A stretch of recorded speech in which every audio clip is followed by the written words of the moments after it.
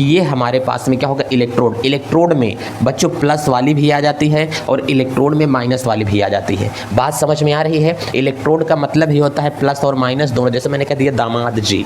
तो उसमें सभी लोगों का हमारे चैनल सौर करियर पॉइंट पर बच्चों बहुत बहुत स्वागत है। आज की क्लास में हम लोग केमिस्ट्री लेकर के चले हैं और केमिस्ट्री के अंतर्गत बच्चों हम लोगों का पहला चैप्टर हम लोग फिनिश कर लिया है और दूसरे चैप्टर की और हम लोग आज आगे बढ़ रहे हैं। और दूसरा चैप्टर में हम लोग ये देखेंगे कि सर वैद्युत रसायन जो हमारे पास में 12th की केमिस्ट्री है, इसमें सर वैद्युत रसायन हमको पढ़ करके चलना है, अर्थात जो हमारे पास में इलेक्ट्रिक करंट है। ठीक है,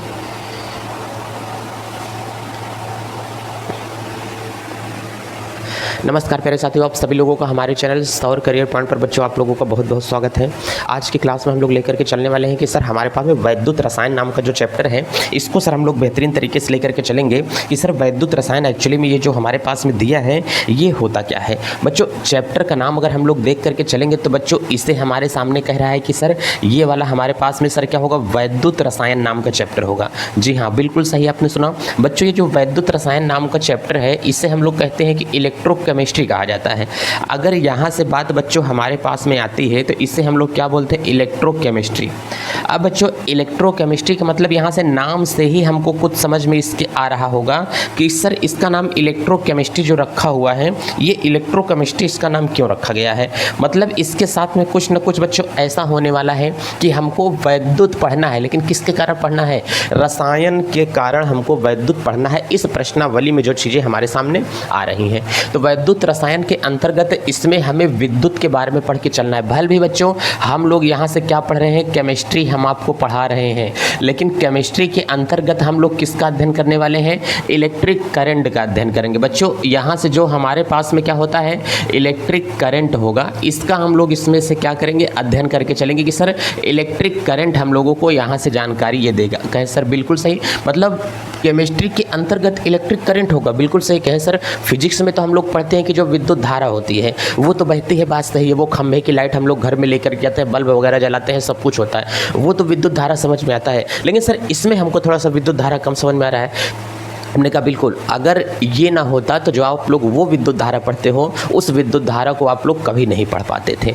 बशर्ते कि आप लोगों को ध्यान ये रखना है कि आप लोग जो इलेक्ट्रिक करंट पढ़ते हो, अर्थात जो आप लोग विद्युत धारा पढ़ करके चलते हो बच्चों, वो विद्युत धारा आप लोग फिजिक्स में भी पढ़ते हो। और यहाँ से बात आएगी इस तरह, आप लोग जो विद्युत धारा पढ़ते हैं वो फिजिक्स के अंतर्गत भी आप लोग पढ़ते हो। कह रहे हैं कि हाँ सर। और हमने कहा कि बच्चों अब विद्युत धारा आप लोग केमिस्ट्री के अंतर्गत ही पढ़ोगे।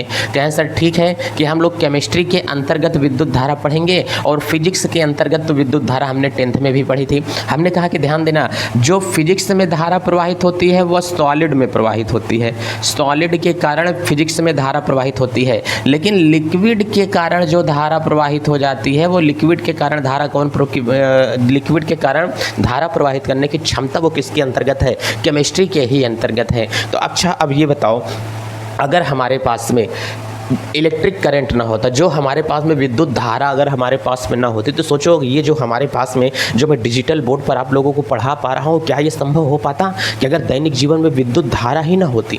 कोई एक ऐसी सुबह आ जाती जिस सुबह पे ऐसा हो जाता कि भाई साहब मोबाइल काम करे क्या करें, बंद कर दें, टीवी रिमोट घड़ी सेल सारी चीज़ें काम करना क्या कर दें, बंद कर दें, तो हमारी दिनचर्या अस्त व्यस्त हो जाती। आज ही कल्पना करो अगर आपके घर में लाइट नहीं आती है, अगर आपके घर में विद्युत धारा ना आए तो आप के घर में सारा काम अस्त व्यस्त हो जाएगा।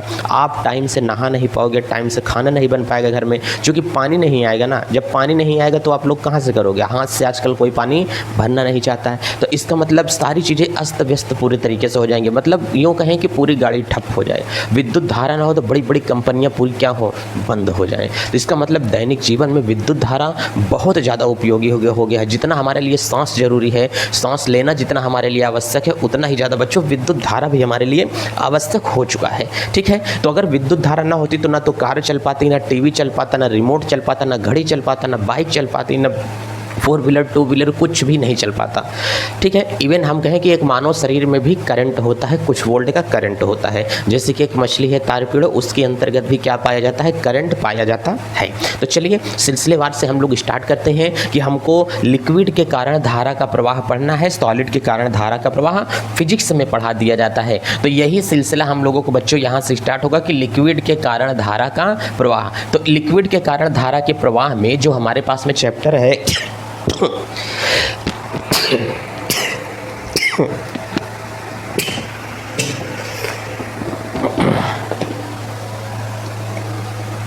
चलिए, तो लिक्विड के कारण में जो धारा का प्रवाह है, पहले हम लोग उसको बेहतरीन तरीके से पढ़ करके चलते हैं कि सर हमारे पास में और क्या क्या बढ़िया तरीके से चीज़ें हमारे पास में हो पाती हैं, ठीक है।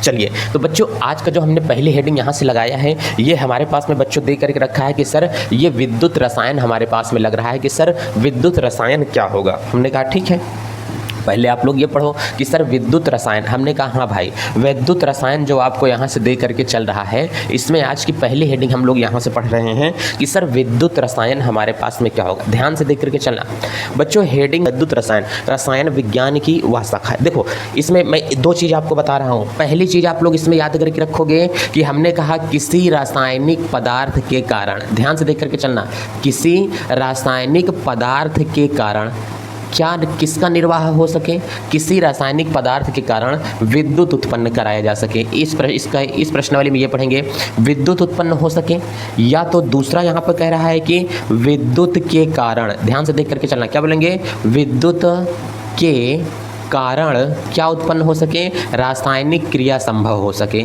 देखो दोनों चीज़ें हमको इसके अंतर्गत पढ़ करके चलनी है, और यही इसकी प्यारे बच्चों हमारे पास में परिभाषा भी आ जा रही है कि साहब जो वैद्युत रसायन हमको यहाँ से दे रहा है, ये इसका मतलब क्या होगा। हमने कहा कि कुछ नहीं, इतनी चीज़ें आप लोग इसको समझ करके रखो। रसायन विज्ञान किसे कहते हैं, तो हमको बोलना है वैद्युत रसायन किसे कहते हैं, रसायन विज्ञान की वह शाखा जिसके अंतर्गत रासायनिक पदार्थ के कारण विद्युत का उत्पन्न कराया जा सके, रासायनिक प्रयोग के कारण विद्युत उत्पन्न किया जा सके, या तो विद्युत के कारण रासायनिक क्रिया हो सके, इसी को हम लोग क्या कहते हैं, वैद्युत रसायन कहा जाता है। इसका मतलब जैसे हमने कहा कि बच्चों एग्जाम्पल अगर मैं आपको कभी दे दूं कि एग्जाम्पल कैसे आप लोग समझोगे, जैसे कभी आप लोग देखे हो गोबर गैस पहले जलाया जाता था, जलाया जाता कि नहीं, गोबर गैस, एक गिलास में गोबर यहाँ पर भर लिया जाता है, इसमें गोबर और पानी मिला करके एक गिलास में इसमें भर लेंगे, निरमा वगैरह उसमें डाल लिया जाता था, और यहाँ पर एक इधर डंडी लगा देते थे, एक डंडी इधर लगा देते थे, बीच में एक तार इसके बीच में यहाँ से फेंकते थे, और यहाँ पर क्या किया जाता था, तो यहाँ पर देखते हो एक बल्ब लगा देते थे, तो बल्ब बीच में यहाँ से क्या फेंकने लगता था, प्रकाश यहाँ से फेंकने लगता था। तो इसे कहा जाता है कि इसमें जो केमिकल भरा हुआ है बच्चों वो गोबर है, क्या है, इसमें जो केमिकल है गोबर और निरमा भरा है। तो हमने कहा कि जो इसमें गोबर भरा हुआ है, गोबर बच्चों एक प्रकार का क्या होता है, रसायन होता है। क्या होता है, गोबर एक प्रकार का क्या होगा, रसायन होगा, केमिकल होगा। और बल्ब यहाँ से जल रहा है, तो इसका मतलब बल्ब को यहाँ से क्या मिल रहा है, सर विद्युत मिल रहा है, बल्ब को यहाँ से इलेक्ट्रिक करंट मिल रहा है। कहीं क्या बात कर रहे हैं सर, हमने कहा बिल्कुल सही बात कर रहे हैं बच्चा, बल्ब को यहाँ से विद्युत मिल रहा है। क्या सर, तब तो बढ़िया है सर, ठीक है। हमने कहा हाँ बल्ब को यहाँ से विद्युत मिला। या तो तुम एक और एग्जांपल अगर मैं तुमको दे करके यहाँ से बताऊंगा कि सर जैसे यहाँ से ये समझना आप लोग, तो जैसे सर अगर कभी यहाँ से समझना चाहोगे, क्या हो गया भाई, सब चला गया क्या, चलिए कुछ तो आ गया। अगर यहाँ से बच्चों आप लोग ये समझोगे कि हमारे पास में एक बैटरी होती है कि नहीं, बैटरी अब हमारे पास में थी लेकिन मौजूदा हालत में यहाँ से हमको दिख नहीं रही है कि सर ये क्या होती है, बैटरी होती है। अब जैसे यहाँ से आप लोग समझोगे, जैसे हमने कहा कि ये अगर देखो बच्चों ये पावर बैंक है, यहाँ से ये रखा हुआ है, देखो इसमें ये हमारे पास में क्या है, पावर बैंक है, ठीक है। अब ये अगर यहाँ से इसको हम लोग ले लेते हैं तो ये पावर बैंक है या मोबाइल होता है, इसके अंदर बैटरी लगी होती है। उस बैटरी को हम लोग क्या करेंगे, निकालेंगे। जब बैटरी को निकालेंगे, ट्रैक्टर या कार में भी आपके यहाँ पर क्या लगी होती है, बैटरी लगी होती है। एक इस प्रकार का बच्चों क्या होता है, उसमें पात्र होता है, ध्यान से देखो, इस प्रकार का क्या होगा, पात्र होगा, पूरी तरीके से बंद होगा। एक डंडी बैटरी में आपकी इधर निकली होती है, एक डंडी बैटरी में इधर निकली होती है, और बाकी पूरी बैटरियां बच्चों आपकी क्या होती है, यहाँ से ये पैक होती है। ये पूरी बैटरी हमको दिखाई नहीं देती है, जो घर में आपके इन्वर्टर लगा हुआ है। एक डंडी इसमें क्या होती है प्लस, एक डंडी इसमें क्या होती है माइनस, और यहीं से आप लोग इसमें क्या लगा देते हो, बल्ब वगैरह लगा करके यहाँ से रख देते हो, और फिर ये यहाँ से लाइट बल्ब क्या होता है, फेंकने लगता है। तो हमको बताओ ये बैटरी से लाइट कब जला, बल्ब कब जला बैटरी से? कह रहे हैं कि सर बैटरी से बल्ब इसीलिए जला क्योंकि बैटरी में क्या डाला गया है? कह रहे हैं कि सर बैटरी के अंतर्गत तेजाब डाला गया है। सर अगर तेजाब ना होता तो बैटरी में कभी भी सर करंट का फ्लो नहीं हो सकता था। हमने कहा कि बैटरी में तेजाब था, तो बच्चों बैटरी में जो तेजाब आपके पास में था वो एक प्रकार का क्या है? केमिकल डाला गया है। जो केमिकल है वो कौन है? तेजाब। और केमिकल के कारण ही इस तार में क्या बह रहा है? कह रहे हैं कि सर इस तार में जो प्रवाहित हो रही है सर उसे कहते हैं कि विद्युत धारा कहा जाता है। इस तार में जो प्रवाह हो रहा है सर विद्युत धारा का प्रवाह हो रहा है। हमने कहा बहुत सही बच्चा। तो इसका मतलब तुमको ये मिला कि नहीं? केमिकल के कारण धारा का प्रवाह। क्या मिला? केमिकल के कारण धारा का प्रवाह, रासायनिक पदार्थ के कारण विद्युत धारा का प्रवाह हो सके, इसे क्या कहते हैं? यही कहा जाता है कि सर हमारे पास में क्या है? वैद्युत रसायन। तो वैद्युत रसायन की परिभाषा क्या होगी? रसायन विज्ञान की वह शाखा जिसके अंतर्गत रासायनिक पदार्थ के कारण विद्युत धारा का प्रवाह हो सके, उसे क्या कहते हैं? वैद्युत रसायन। अथवा मास्टर जी ना समझें तो फिर समझाना, या तो विद्युत के कारण रासायनिक क्रिया हो सके, इसे क्या कहते हैं? वैद्युत रसायन कहा जाता है। क्या सर क्या बात कर रहे हैं सर, समझ में आया कि नहीं? ये वाला थोड़ा सा प्रोसीजर कम समझ में आता होगा, लेकिन ये वाला मैं उम्मीद करता हूँ कि पूरे तरीके से झमाझम समझ में आ गया होगा। काला काला वाला एक कभी सेल देखे हो? जो सेल होता है टॉर्च वाला, जो पुराने टाइम पे सेल हुआ करता था, गदहावा सेल जो होता है, मोटा वाला सेल, टॉर्च जलती है। कभी कभी उसको जब बच्चे बहुत पुराने टाइम पर, जब आप लोग यदि ब्लैक बोर्ड में पढ़े होंगे तो टीचर लोग उसको स्कूल में मंगाते थे, कहते थे भाई साहब इसमें का काला काला जो कार्बन लगा हुआ है इसको निकाल के ब्लैक बोर्ड को क्या करो? पोत दो, ताकि उस पर चौक आराम से चलती रहे। तो कभी जो सेल को फोड़ा है उस सेल में देखो कार्बन है कि नहीं? काला काला जो पदार्थ है वो क्या है? कार्बन है। तो वो भी तो एक प्रकार का क्या है? केमिकल है। अगर वो सेल में कार्बन ना भरा होता तो उस सेल में कभी भी करंट नहीं चल सकता था। घड़ी वाला सेल होता है, उसको फोड़ेगा तो काला काला पदार्थ निकलता है, इसका मतलब वो भी क्या है? केमिकल ही है। तो केमिकल के कारण विद्युत धारा का प्रवाह करना, इस पूरे चैप्टर में सेल कैसे काम करता है यही हम लोगों को सीख करके चलना है। सेल कई प्रकार के होते हैं, ये मैं आगे बताने वाला हूँ, लेकिन अभी पहले हमको ये समझना है कि वैद्युत रसायन जो हमारे पास में है ये एक्चुअली में हमारे पास में क्या होगा और कैसे होता है। इतना बात समझ में आ रही है कि नहीं? कहें सर अब हमको ये बताइए कि सर विद्युत के कारण रासायनिक क्रिया कैसे हो सकती है? हमने कहा जब तुम पानी को कभी गर्म करते हो तो विद्युत के द्वारा कभी पानी को गर्म किया है? कभी तो पानी जब ठंड में नहाते हो तो पानी को आग से गर्म कर सकते हो, पानी को और कैसे गर्म कर सकते हो? हीटर में लगा के गर्म कर सकते हो। तो जो हीटर में पानी को गर्म कर रहे हो, हमने कहा कि ये तुमने बच्चों क्या ले लिया है? पानी ले लिया है। अब बताओ पानी को तुमने क्या किया? गर्म किया, लेकिन किसके द्वारा? हीटर के द्वारा। अरे हीटर को क्या मिल पा रहा है? सर हीटर को हम लोग करंट दे रहे हैं। सर हमने कहा बहुत सही बच्चा, हीटर को तुम करंट दे रहे हो। तो पानी का फार्मूला हमारे पास में है H2O, तो पानी यहाँ से टूट गया H2 + 1/2O2, इसमें पानी टूट गया। तो पानी के टूटने की क्रिया एक प्रकार के बच्चों यहाँ से क्या है? ये एक प्रकार का रासायनिक प्रोसेस है, ये एक प्रकार की रासायनिक क्रिया कहलाता है। कहें क्या बात है सर, समझ में आ रहा है? हमने कहा कि ये देखो अब यहाँ से ये जो रासायनिक क्रिया तुमको दिखाई दे रही है ये है, इसका उदाहरण हम लोग यहाँ से दे सकते हैं कि विद्युत प्रवाह किया तब जाकर के रासायनिक क्रिया हो गई। इसी को कहते हैं कि विद्युत के कारण रासायनिक क्रिया हो। बात समझ में आ रहा है कि नहीं? कहें सर बिल्कुल, अब जाकर के बातें समझ में आ रही है कि विद्युत रसायन किसे कहा जाता है। विद्युत के कारण रसायन, किसी रासायनिक पदार्थ के कारण विद्युत का प्रवाह हो सके या विद्युत के कारण रासायनिक क्रिया हो सके, इसी को हम लोग क्या कहते हैं? वैद्युत रसायन कहा जाता है। चलिए सर, इतनी बातें तो हम लोगों को समझ में आ गई हैं। अब ध्यान से देख करके चलना। अब थोड़ी सी जानकारी, हम लोग सेल पढ़ रहे हैं तो हम लोग जब तक सेल के बारे में जानकारी नहीं ले लेते हैं तब तक हमको एक इलेक्ट्रोड टॉपिक होगा, उसको हमें समझाना होगा कि सर क्या होता है। तो बच्चों पेज नंबर 2 पर हम लोग आ चुके हैं और आज अभी ये देख करके चलते हैं कि सर पहले ये हम लोग समझते हैं सेल क्या होते हैं। हमने कहा बहुत सही, चलिए आज हम लोग ये देख लेते हैं कि सर सेल एक्चुअली में जो होते हैं वो क्या होते हैं। हमने कहा केवल अभी मैं सेल आपको समझा रहा हूँ क्योंकि इस चैप्टर को पढ़ने के लिए सर ये हमारे पास में जो सेल बना है ये सेल होते क्या हैं। हमने कहा चलिए कोई बात नहीं, आप लोगों को हम यहाँ से ये समझाते हैं कि सर पहले जो सेल बनता है ये बनता कैसे है। कहें कि हाँ सर, पहले हम लोगों को ये समझाइए कि सर सेल बनते कैसे हैं। हमने कहा कि कभी आप लोगों ने ये देखा है कि आपके पास में एक पात्र मैं उठा करके आपको दे दूँ? बोलो, आप लोगों ने कभी ये देखा है कि अगर मैं इस तरीके से आपको यहाँ से एक पात्र दे देता हूँ, ये सर समझ लीजिए कि एक मैंने आपको बर्तन ये दे दिया, ठीक है? क्या है सर बर्तन बढ़िया बनाइए, बर्तन बन नहीं पा रहे हैं। हमने कहा कोई बात नहीं यार, समझो ये देखो बच्चा पार्टी, पहले इसको छोड़ो, ये आप लोग एक पात्र देख करके चलो। सर एक पात्र मैंने आपको यहाँ से ये दे दिया और सर यहीं से मैंने दूसरा पात्र आपको यहाँ से ये दे देता हूँ कि सर एक पात्र हमारे पास में ये हो जाएगा। ये देखो एक दूसरा पात्र सर हमारे पास में ये है। अब बच्चों आप लोग ये कोशिश करो, हमने कहा कि इस वाले पात्र में एक मैं अलग टाइप का यहाँ से केमिकल भर देता हूँ, ध्यान से समझना। इस वाले पात्र में मैं एक अलग टाइप का यहाँ से केमिकल भर दिया है, इसमें कोई अलग प्रकार का केमिकल यहाँ से डाला गया है। मैं इसमें नाम नहीं जानता हूँ कि इसमें क्या डाला गया है, एक अलग टाइप का केमिकल डाल दिया हूँ। इस वाले पात्र के अंदर बच्चा पार्टी में एक अलग टाइप का केमिकल डाल दिया हूँ। अब बताओ जो इसमें मैंने एक अलग टाइप का यहाँ से केमिकल जो मैंने यहाँ से डाला है, अब ये हमारे पास में सेल ऐसे ही बनता है। अभी जो मैं समझा रहा हूँ वो समझो आप लोग। सेल क्या होता है, सेल के अंदर क्या क्या पार्ट होते हैं, ठीक है, सेल से संबंधित कुछ बिंदु यहाँ से ये हमारे पास में समझ के चलना।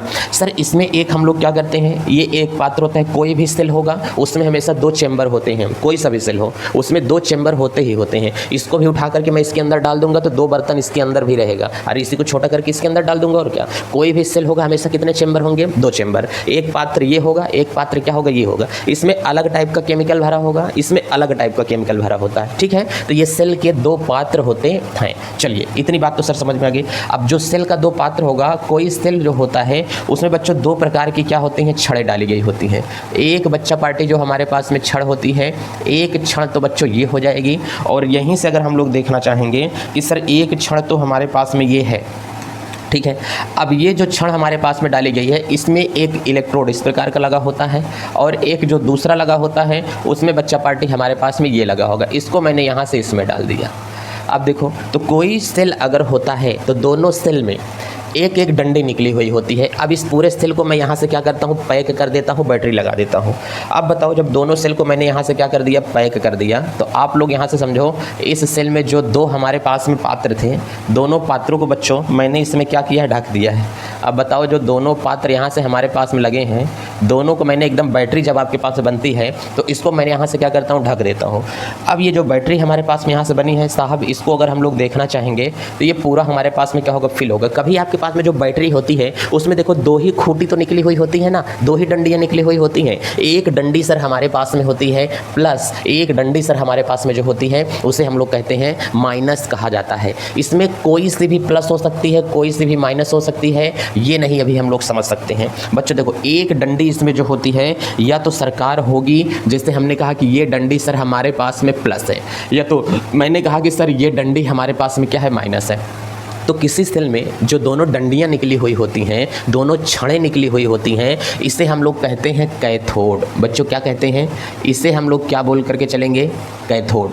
एक का नाम दे देंगे कैथोड और दूसरी का नाम दे देते हैं बच्चा पार्टी एनोड कहा जाता है, ठीक है सर। इसका मतलब सेल के अंदर जो दोनों छड़ें निकली हुई होती हैं इसमें से एक का नाम होगा कैथोड और एक का नाम हमारे पास में क्या होता है, एनोड होता है। अब सरकार जो हमारे पास में यहाँ से ये सेल डाला गया, इसको पूरा का पूरा बैटरी एक ही हमको दिख रही है, समझ में आ रहा है कि नहीं। पूरी बैटरी जो हमारे पास में है, एक ही बैटरी हमारे पास में है, लेकिन इसके अंतर्गत हम लोग कह सकते हैं कि सब ये क्या होगा, एक कैथोड होगा, एक क्या होगा, एनोड। कभी कभी प्लस वाला कैथोड बन जाता है, ठीक है, और कभी कभी माइनस वाला कैथोड बन जाता है। तो सेल को देखकर ऐसे मत बता देना कि कौन सा कैथोड है कौन सा एनोड है, जब तक दोनों पे क्रिया नहीं समझेंगे। प्लस वाले को कभी कभी कैथोड कहते हैं और प्लस आई वाले को कभी कभी नाम दे दिया जाता है कि साहब ये हमारे पास में क्या होगा, एनोड होगा। इसे कैथोड ना, जब इसे एनोड कह देंगे तो इसे हम लोग क्या कहते हैं, इसे कहा जाएगा कि साहब हमेशा कैथोड होता है। बात नहीं समझ में आई ना।